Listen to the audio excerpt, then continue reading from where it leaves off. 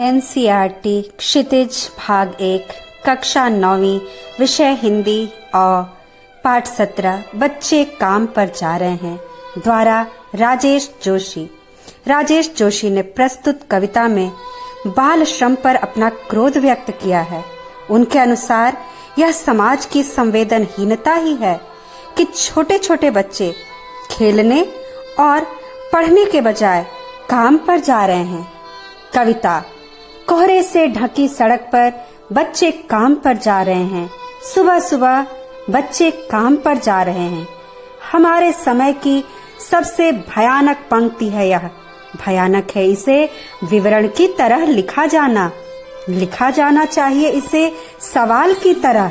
काम पर क्यों जा रहे हैं बच्चे? क्या अंतरिक्ष में गिर गई हैं सारी गेंदें? क्या दीमकों ने खा लिया है सारी रंग बिरंगी किताबों को?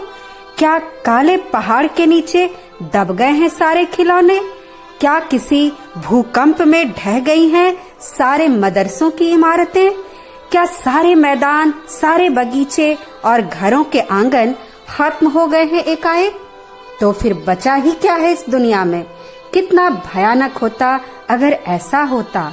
भयानक है लेकिन इससे भी ज्यादा यह कि है सारी चीजें हस्ब मामूल, पर दुनिया की हजारों सड़कों से गुजरते हुए बच्चे, बहुत छोटे छोटे बच्चे काम पर जा रहे हैं।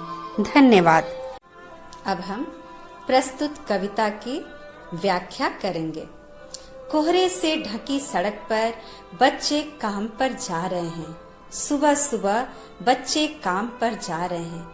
हमारे समय की सबसे भयानक पंक्ति है यह। भयानक है इसे विवरण की तरह लिखा जाना चाहिए इसे सवाल की तरह। काम पर क्यों जा रहे हैं बच्चे? प्रस्तुत काव्यांश हमारी पाठ्य पुस्तक क्षितिज की राजेश जोशी द्वारा रचित कविता बच्चे काम पर जा रही है से लिया गया है। राजेश जोशी की वैचारिक समझ तथा जीवन निष्ठा कठिन संघर्ष में भी अपना पक्ष जानती है। आज के समय में हम जिस समाज में जी रहे हैं उस समाज में बच्चों को मजदूरी करते देख कवि का कोमल हृदय विद्रोह कर उठता है। कवि इसे समाज के सामने लाना चाहते हैं। कवि समाज से प्रश्न करना चाहते हैं कि वे कैसे समाज में रह रहे हैं। किस समाज का निर्माण किया है उन्होंने, जहां छोटे छोटे बच्चों को, जो देश के भविष्य हैं, उनके सामने परिवार चलाने की विवशता है, अपना जीवन बचाने की विवशता है, भूख से लड़ने की विवशता है। क्या इसी समाज का सपना हमने देखा था? नहीं। इसलिए कवि इन विचारों को समाज के सामने प्रस्तुत करना चाहते हैं कि हमें इसे अनदेखा नहीं करना चाहिए। कवि समाज की संवेदनहीनता से क्षुब्ध हैं, इसलिए वे कहते हैं कि इसे विवरण की तरह लिखा जाना बहुत ही भयानक है, बल्कि इसे सवाल की तरह उठाया जाना चाहिए कि आखिर काम पर क्यों जा रहे हैं बच्चे। इसकी जवाबदेही हम पर है, हमारे समाज पर ही है।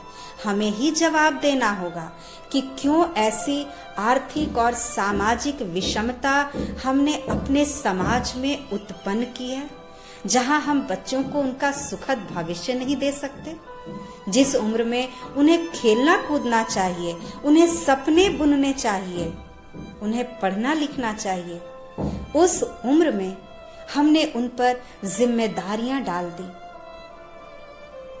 उनके कोमल हृदय पर हमने अभी से जिंदगी को बोझ बनाकर डाल दिया। क्या यही है हमारी संवेदनशीलता? इसलिए कवि इसे समाज के सामने, इस प्रश्न को समाज के सामने कवि प्रस्तुत कर रहे हैं कि हमें इसे फिर से सोचना होगा। हमें उस समाज के बारे में सोचना होगा जहां हम रह रहे हैं। हमें एक ऐसे समाज का निर्माण करना होगा जिस समाज में आर्थिक एवं सामाजिक विषमता का नामो निशान न हो। अगली पंक्तियां हैं, क्या अंतरिक्ष में गिर गई हैं सारी गेंदें? क्या दीमकों ने खा लिया है सारी रंग बिरंगी किताबों को? क्या काले पहाड़ के नीचे दब गए हैं सारे खिलौने? क्या किसी भूकंप में ढह गई हैं सारे मदरसों की इमारतें? क्या सारे मैदान, सारे बगीचे और घरों के आंगन खत्म हो गए हैं एकाएक? इन पंक्तियों में कवि ने प्रश्न शैली के द्वारा और व्यंग्यात्मक रूप से इसे समाज के सामने प्रस्तुत किया है। कवि का हृदय जो है वह बाल श्रम करने वाले, जो हमारे छोटे छोटे बच्चे हैं जो मजदूरी कर रहे हैं, उन्हें जीवन जीने का जो उचित साधन नहीं मिल पा रहा है, उस व्यवस्था के प्रति उन्होंने अपना आक्रोश प्रकट किया है। कवि कहते हैं कि दुनिया में इतनी सारी गेंदें हैं, खिलौने हैं, रंग बिरंगी किताबें हैं, परंतु समाज का एक वर्ग ऐसा भी है, एक तबका ऐसा भी है जो इन सभी सुख सुविधाओं से वंचित है। वह दूसरे साधन संपन्न बच्चों को उन खिलौनों से, गेंदों से, रंग बिरंगी किताबों से खेलते देखकर उन्हें हसरत भरी निगाह से देखता है। दूसरे बच्चों को स्कूल जाते देखकर उसके हृदय में भी ऐसी ललक उत्पन्न होती है, परंतु वह विवश है। कवि ने इस विवशता को बड़ी ही बेचैनी के साथ उभारा है कि क्या उन बच्चों के लिए सारी चीजें समाप्त हो गई हैं? क्या गेंदे, खिलौने, किताबें सब खत्म हो गई हैं? क्या उन बच्चों के लिए कोई स्कूल नहीं रह गया है? उन्होंने समाज की आंखें खोलने का प्रयत्न किया है कि शिक्षा पर,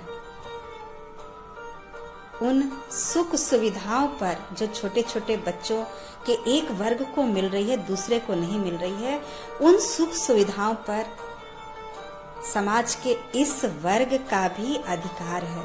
उन बच्चों को भी ये जरूरत की चीजें उपलब्ध कराई जानी चाहिए।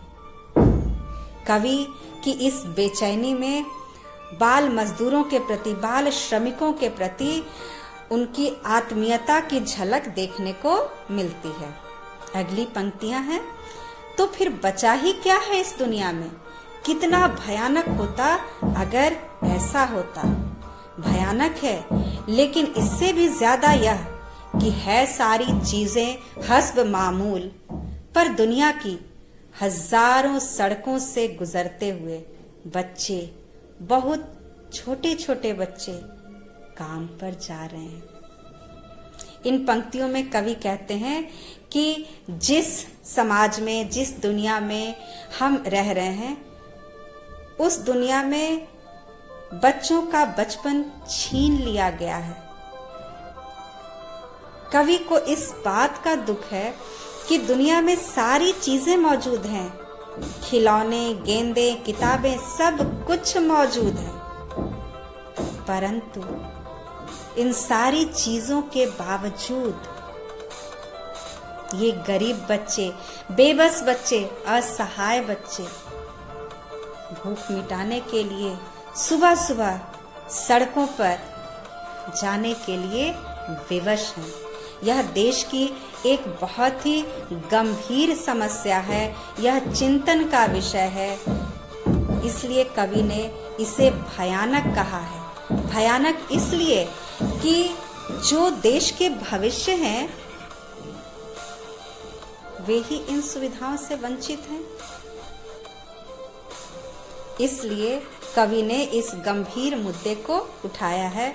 हमारे देश में कैलाश सत्यार्थी ने भी बच्चों के लिए, बाल मजदूरों के लिए एक कदम उठाया है, उनके लिए एक पोर्टल बनाया है भारत सरकार के साथ मिलकर, जहां बाल वैसे बाल मजदूर की जो उनकी समस्याएं हैं, उन समस्याओं को दूर करने का प्रयत्न किया है। हमारा भी यह कर्तव्य बनता है कि हम भी अपनी तरफ से जितना हो सके समाज के इस वर्ग के लिए, जो बाल श्रम है, जो बाल श्रमिक हैं, उनके लिए अपने हिस्से का योगदान दें। धन्यवाद।